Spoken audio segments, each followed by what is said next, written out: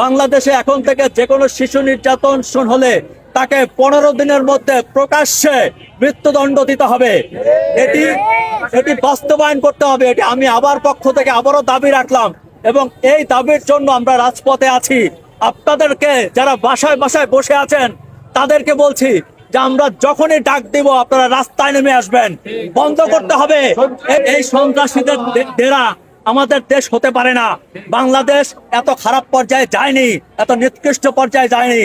আপনি আমরা যদি সবাই সতর্ক হই, সবাই সাবধান হই, তাহলে এর থেকে মুক্তি পাবো। মনে রাখবেন, আমরা যদি আজকেও প্রতিবাদ না করি, আজকেও রাস্তায় না নামি, তাহলে আমাদের প্রত্যেকের কিন্তু রামিসার বাপের মতো অবস্থা হবে। আমরা দাঁড়ে দাঁড়ে কাঁদবো, আমাদের কাছে কেউ দাঁড়াবে না।